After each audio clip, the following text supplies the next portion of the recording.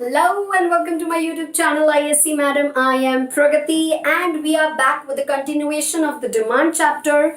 हम लोगों ने डिमांड चैप्टर की शुरुआत की थी क्लास 12 के लिए। बहुत ही मजेदार सा एक चैप्टर है जहाँ पे आप कंज्यूमर के बिहेवियर को, कंज्यूमर को समझने की कोशिश करती हो कि कैसे उसका अलग अलग कारणों की वजह से उसका डिमांड क्या होता है, अफेक्ट होता है। तो हमने जाना कि असल में डिमांड क्या होता है, हमने उसके टाइप्स जाने, फैक्टर्स जाने दैट डिमांड को अफेक्ट करते हैं। फिर हमने जाना कि लॉ ऑफ डिमांड क्या होता है, डिमांड फंक्शन क्या होता है, और आज हम लॉ ऑफ डिमांड से ही रिलेटेड करने वाले हैं demand schedule and demand curve. आगे demand schedule and demand curve होता क्या है? आपने लॉ ऑफ डिमांड तो समझ लिया। लॉ ऑफ डिमांड वो था जो प्राइस और क्वांटिटी डिमांडेड के साथ में रिलेशनशिप बताता था। हमको पता है कि जब जब प्राइस ऊपर जाएगा तो डिमांड क्या हो जाएगा, उस प्रोडक्ट का कम हो जाएगा। Other factors remaining constant. और क्या था, प्राइस अगर नीचे जाएगा तो क्वांटिटी डिमांडेड बढ़ जाएगा। मतलब अगर कोई चीज का प्राइस घटता है तो उसका डिमांड ऑटोमेटिकली बढ़ जाता है। That was law of demand, जहां पे हमने प्राइस और क्वांटिटी डिमांडेड का रिलेशनशिप देखा था, जो कि था इनवर्स रिलेशनशिप, नेगेटिव स्लोपिंग था।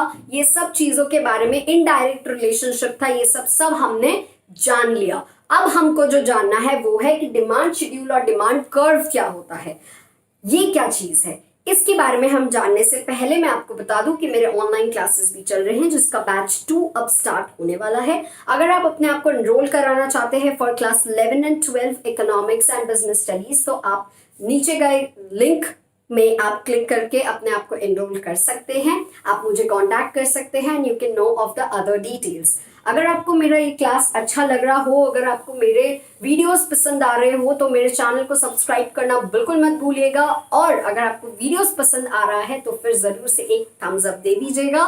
Thank you. एंड अब हम चलते हैं अपने क्लास की तरफ, जब हम लोग डिमांड शेड्यूल और डिमांड कर्व के बारे में जानेंगे, which actually depicts what the relationship between the price and quantity, which is actually the law of demand. So let's get started. Okay, so we were talking about individual and market demand schedule as well as demand curve and its derivation. So what is individual and demand schedule? क्या है schedule का मतलब क्या है? सबसे पहला चीज जो हमको जानना है वो है कि शेड्यूल का मतलब क्या है। शेड्यूल का मतलब होता है टैब्यूलर फॉर्म। टैब्यूलर फॉर्म का मतलब क्या होता है? टेबल फॉर्मेट में जो दिया हुआ रहता है। किस फॉर्मेट में? टेबल फॉर्मेट में। इसका मतलब समझते हैं। देखो, अब आप लोग जो भी चीज पढ़ोगे ना, that will be related to our law of demand. Law of demand में हमने क्या पढ़ा था? प्राइस और क्वांटिटी का रिलेशनशिप, जो कि इनवर्स है। अगर आपने वो वीडियो नहीं देखा है तो लिंक डिस्क्रिप्शन बॉक्स में है, जरूर देख लीजिएगा। एक प्लेलिस्ट क्रिएटेड है डिमांड के नाम से। आप जब डिमांड खोजोगे आपको सारी प्लेलिस्ट एक के बाद एक सीरीज में मिल जाएंगे, starting from the basics to अभी तक जितना हमने किया है। तो सबसे पहले मैं आपको बता दूं कि अब आप जो भी पढ़ोगे, शेड्यूल, डिमांड कर्व, आगे जो why demand curve is downward sloping, exceptions to the law of demand, that is all related to law of demand. ये सारे कुछ लॉ ऑफ डिमांड से रिलेटेड है, जो कि कहता है कि प्राइस और क्वांटिटी में इनवर्स रिलेशनशिप है। प्राइस बढ़ता है, क्वांटिटी घटता है, प्राइस घटता है, क्वांटिटी बढ़ जाता है। तो अब हमको ये जानना है कि शेड्यूल क्या है। शेड्यूल मतलब होता है टैब्यूलर फॉर्म में दिखाना प्राइस और क्वांटिटी का रिलेशनशिप। यहाँ पे टैब्यूलर फॉर्म मतलब ये टेबल मैंने क्रिएट कर दिया प्राइस और क्वांटिटी का। अब मैं क्या करूंगी, अगर कोई भी चीज है, सपोज राइस का प्राइस, इफ आई से राइस का प्राइस, अगर मैं कहती हूं कि 100 रुपए है, 100 रुपए पर केजी है, तो आप कितने क्वांटिटी खरीदोगे? Suppose 2 kilo. अब अगर मैं कहती हूं कि इसका प्राइस, सपोज आप 5 किलो खरीदोगे, सॉरी सपोज 5 kgs।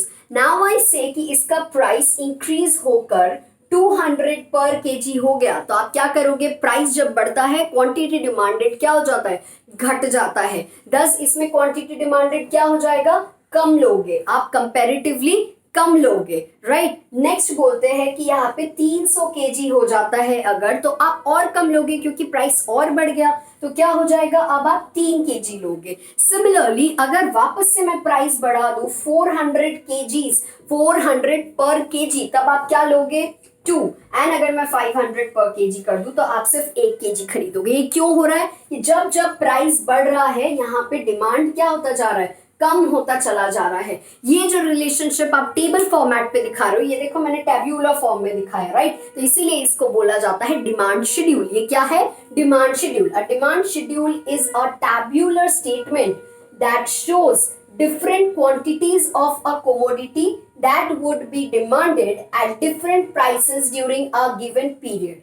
Understood? तो क्या बोल रहा है कि it is a tabular statement, मतलब टैब्यूलर फॉर्मेट में दिखाया जाता है, एक टेबल फॉर्मेट में दिखाया जाता है, जहां पे आप क्या करते हो, डिफरेंट क्वांटिटीज दिखाते हो डिफरेंट प्राइसेस पे। तो अलग अलग प्राइसेस पे अलग अलग क्वांटिटी डिमांडेड क्या हो रहा है वो यहाँ पे दिखाया गया है। तो शेड्यूल क्या होता है? जब आप लॉ ऑफ डिमांड को, मतलब प्राइस और क्वांटिटी के रिलेशनशिप को टेबल के फॉर्मेट में दिखाते हो तो उसको बोलते हैं demand schedule. Now you will say what is market schedule and individual schedule. ना इंडिविजुअल शेड्यूल क्या होता है? कोई भी एक पर्सन का, सपोज यहाँ पे जो मैंने टैब्यूलर फॉर्मेट दिखाया वो मैंने एक पर्सन का दिखाया था। Suppose A is an individual जो एक घर में रहता है, उसके घर पे वो क्या करता है, प्राइस और क्वांटिटी देखते हैं, थोड़ा सा ही देखते हैं सेम राइस का, ठीक है, सेम राइस का ही क्वांटिटी देखने का कोशिश करते हैं। यहाँ पे जब प्राइस 100 रुपया किलो है तब वो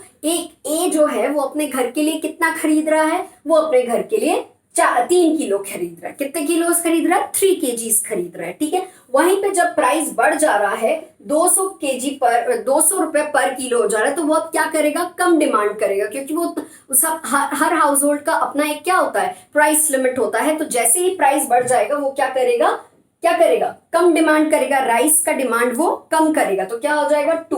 अब अगर जब प्राइस 300 रुपए पर केजी हो गए तब वो कितना डिमांड करेगा, सिर्फ 1 केजी चावल करेगा, ठीक है। Now we go for B.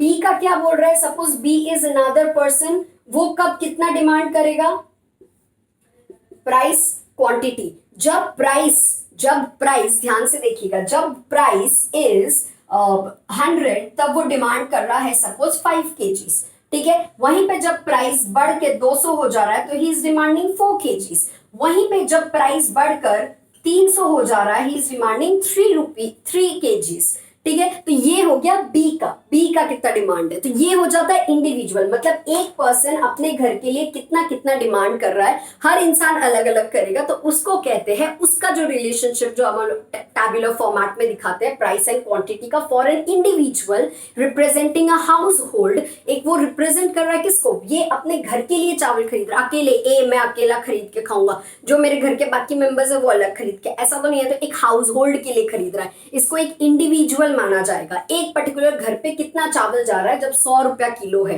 तो इसको बोलते हैं इंडिविजुअल डिमांड शेड्यूल, क्योंकि वो एक पर्सन का दिखाया जा रहा है, दैट इज मिस्टर ए, यहाँ पे मिस्टर बी का दिखाया जा रहा है। अब यही चीज मार्केट कब बन जाएगा, ये है इंडिविजुअल डिमांड शेड्यूल। यही मार्केट डिमांड शेड्यूल कब बन जाएगा, यही चीज मार्केट डिमांड शेड्यूल कब बन जाएगा, जब यहाँ पे आप सारे जितने लोग राइस खरीद रहे हैं उन लोगों का देखोगे कि वो लोग कितना प्राइस एंड क्वांटिटी डिमांड कर रहे हैं। सपोज पूरे मार्केट में सिर्फ ए और बी ही है जो चावल खरीद रहे हैं, हम लोग सपोज कर लेते हैं, क्योंकि इतने लोगों को लेना पॉसिबल नहीं है, हमने 2 लोगों को लिया, तो हम ये मान लेते हैं कि पूरे मार्केट में 2 ही लोग हैं जो चावल खरीद रहे हैं, ए और बी। तो अब मेरे को बताओ मार्केट डिमांड कितना हो जाएगा चावल का, जब 100 रुपए है, ये और ये दोनों मिलाकर 8 केजी, मतलब जब 100 रुपया है तब पूरे मार्केट में कितना डिमांड है, 8 किलो चावल का। वहीं पे जब 200 रुपए है तब कितना डिमांड है, 6, तो 6 केजी, 4 + 2 6 केजीज का डिमांड है। वहीं पे जब प्राइस 300 रुपए हो जाते हैं तब कितना डिमांड है, 3 + 1 4 केजीज का। तो ये क्या है, ये है पूरे मार्केट का राइस का डिमांड शेड्यूल। पूरे मार्केट में राइस का क्या डिमांड है जब 100 रुपए केजी है, तो मार्केट में मैंने क्या कहा, पूरे मार्केट में कितने खरीदार करने वाले हैं, 2 ही है। यहाँ पे ये हमने अज्यूम कर लिया, जितने चावल खरीदने वाले लोग हैं सबका डिमांड एक साथ लेकर क्या किया जाता है, जब टैब्यूलर फॉर्मेट में दिखाया जाता है कि 100 रुपए पे कितने लोगों का डिमांड है, तो उसको कहा जाता है मार्केट डिमांड शेड्यूल। जब सब कोई एक साथ, हर इंडिविजुअल को एक साथ जोड़कर उसको कैलकुलेट किया जाए, उनका प्राइस और क्वांटिटी का relation in a tabular format, उसको कहा जाता है मार्केट डिमांड शेड्यूल। इंडिविजुअल में हम एक पर्सन का देखते हैं और मार्केट में हम लोग पूरे मार्केट का एक साथ देखते हैं। यहाँ पे हमने ए और बी देखा तो हम ए और बी का लेकर ही करे हैं। आई होप कि आपको डिमांड शेड्यूल समझ में आ गया होगा, individual and market demand schedule भी समझ में आ गया होगा, जहां पे आप शेड्यूल में आप क्या कर रहे हो, प्राइस और क्वांटिटी का relationship in a tabular format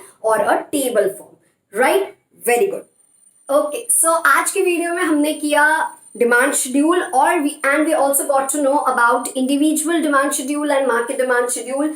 बहुत ही मजेदार और बहुत ही अच्छा सा एक कॉन्सेप्ट था जो कि आज हमारा क्लियर हो गया है। अब हम जो नेक्स्ट करेंगे वो है डिमांड कर्व और उसके डेरिवेशन। ये इतना इंपॉर्टेंट है क्योंकि demand curve, law of demand के साथ में डिमांड कर्व ड्रॉ करने काफी बार एग्जाम में बोला जाता है। आईएससी काफी पूछती है क्वेश्चन डिमांड कर्व के बारे में, और आने वाले हर एक वीडियो बहुत इंपॉर्टेंट होने वाला है जब हम डिमांड कर्व के डाउनवर्ड स्लोपिंग क्यों है उसका रीजंस करेंगे, exceptions to the law of demand, तो आईएससी का फेवरेट क्वेश्चन होने वाला है। सो बैक टू बैक तीनों चारों जो वीडियोस आने वाले हैं आपके लिए वो काफी इंपॉर्टेंट होंगे। आज के में हमने जो शेड्यूल के बारे में जाना कि जो हम लोग टैब्यूलर फॉर्म में रिप्रेजेंट करते हैं प्राइस एंड क्वांटिटी का रिलेशनशिप, इसके बारे में आज आई होप कि आपका कॉन्सेप्ट पूरा क्लियर हो गया होगा। अगर आपको मेरा वीडियो पसंद आया है तो जरूर से एक लाइक कर दीजिएगा, और ऐसे ही अगर आप चाहते हो कि आपको वीडियोस मिलते रहे और आपको रेगुलर नोटिफिकेशंस आते रहे तो जरूर से मेरे चैनल को सब्सक्राइब कर दीजिएगा और बेल आइकन को प्रेस करना मत भूलिएगा, नहीं तो फिर आपको नोटिफिकेशन नहीं मिलेगा and you have to keep checking. Okay, so stay home, stay safe and take care all of you. Thank you so very much, bye bye.